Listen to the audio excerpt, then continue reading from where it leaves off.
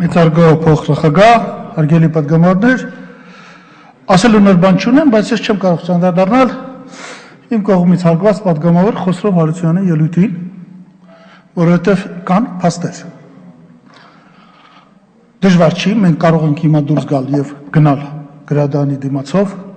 ատոմակայանը վերագործարկելու որոշումը կայացել է 1993 թվականի մարտին Գերագույն խորհրդի կողմից վարչապետ ձեր խոնարհածառա Հրանտ Բագրատյանի նամակի հիման վրա։ Ես ուրիշ ոչինչ չեմ ասել։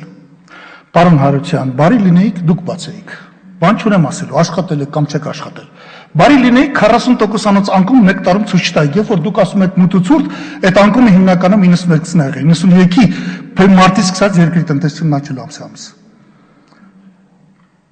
Ոչ ոք իրավունք չունի այստեղ այսպեսի բան ասել։ Եթե ձեզնից մեկը հետաքրքիր, ես հիմա դուրս եմ գալու ելույթից հետո, չսպասելով մյուս ելույթին, եկեք իրար հետ գնանք հենց բանում նայենք, երբ է ընդունվել որոշումը։ Գերագույն խորհրդի կողմից։ Գրադարանում։ Հաջորդը, կարծում եմ, որ դուք որպես կառավարություն պարտավոր եք փաստել սա։ Ես ինձ վրա պատասխանատվությունը վերցրել եմ բոլոր այն տղաները, որ անունները տվեցի, Վիգեն Չիտեչյան, Միրոն Շիշմայան, Աշոտ Սաֆարյան, Ֆելիքս Փիրիման, ավելի ուշ Գագիկ Մարտիրոսյան, մենք երբ որ վերագործարկել է թուղթ ենք ստորագրել, որ եթե մի բան լինի, մենք պատասխան ենք տալիս։ Ատոմակայան, էներգիայի մատակարարում, Սարսանք, Բարձավոտ գծի 24 ժամ մատակարարում միակ պայմաններին հաղթանակին ցամաքի վրա հաղթելու համար։ Ես չեմ ասել ձեր անունը, ես չեմ ասել դուք ոչինչ չեք արել։ Ես ասել եմ այն ինչ որ ես եմ արել։ Երկրորդ, ով է որոշում կայացրել ատոմակայանը փակելու։ Վելիխովնովա, Կոխնովա, չեք ճանաչում, կարող եմ ծանոթացնել։ Կարող եմ ծանոթացնել Կոխի դակլադի վրա, որի վրա վկայակոչում է տալիս ԽԽՍ նախարարների խորհուրդը, պարոն Մարգարյանցը, եւ Հայաստանի Կոմկուսի Գենկոմի առաջքարտուղար Սուրեն Հարությունյանցը, որի իման վրա 1989 թվականի փետրվարի 21-ին ՍՍ մինիստրների խորհուրդը Ռիժկովի ստորագրությամբ կայացնում է որոշում ատոմակայանի աշխատանքը դադարեցնելու մասին։ Ինչի մասին է խոսքը։ Այստեղ ՀՀՇ չի եղել։ Ես եղել եմ ՀՀՇ-ի կառույց, որն այսօր չկա, վարչության առաջի 6 վարչությունների անդամ եւ խեղճս լրիվ հանգիստ է։ Ոչ ոք իրավունք չունի այստեղ չեղած բաներ ասելու։ Նայրիտի վերաբերյալ որոշումը բացելու կայացվել է նորից իմ դիմումով, Գերագույն խորհուրդը այդ որոշումը ընդունել է 1993-ի մարտին։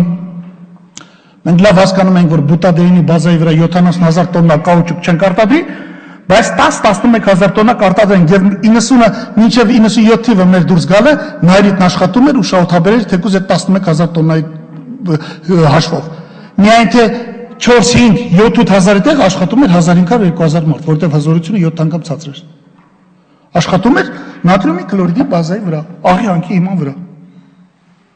Նորից շատ հանգիստ կարող են գնալ, իրար գլուխ չհարթուկել, դժբախտաբար լավ կլիներ, որ պատմության գրքերում այս կարևորագույն իրադարձությունը ավելի մանրամասն եւ ճշգրտորեն ֆիքսվեի, իրար գլուխ չհարթուկել, չակլորանալ եւ գրադարանում նայել այդ որոշումները։ Եղավ։ Սա այդպես է, եթե ուրիշ բան կա, ասելու բանն եք, ասեք, եթե չէ, ուզում եք կոմիսիա ստեղծենք, գնացինք նայենք կա թե չէ։ Մենք ոչ ոքի, ես ոչ ոքի անուն չեմ տվել ատոմակայանի կամ էներգետիկայի վերաբերյալ ոչ ոքի, թե մեկը արել է, մյուսը չի արել եւ այլ եւ այլ։ Ես ասել եմ միայն այն, որ դիմել ենք, վերցել ենք պատասխանատվությունը ու բացել ենք առաջին անգամ աշխարհում։ Ինձ մնում է միայն շնորհակալություն հատել բոլոր այն մարդկանց, որ օգնեցին, բոլոր այն երկրներին, այդ նույն թվում Ռուսաստանի Չեռնոմիրձինին, Միխայլովին, Ռուսաստանի ատոմային էներգետիկայի նախարարին, խորվատներին, որոնք ամբողջ Եվրոպան չէր համաձայնվեցին գալ եւ ստուգել մետաղի բանը։ Իսկ մնում է նույնիսկ հիշատակել, որ 1993 թվականի հունիսի 1-ին Ժակ Ատալին պարզապես սպառնում էր ինձ Լոնդոնում ատոմակայանը չի կարելի բացել։ Խոշորագույն երկրները համարել են դա ավելի մեծ խնդրեմ, քան թե Ղարաբաղի խնդրեմը։ Ես չեմ զիջել։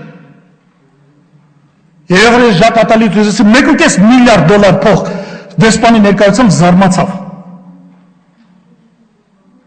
Ինքներդ անեիք։ Կամ էլ ձեր մեծ աստվածը դուք չեք արել, մենք ենք արել։ Ինչ կարիք է այստեղ խոսելու եւ թյուրիմացան մեջ գցելու դալիճը։ Անընդունելի է ինձ համար։ Անընդունելի։ Շնորհակալություն։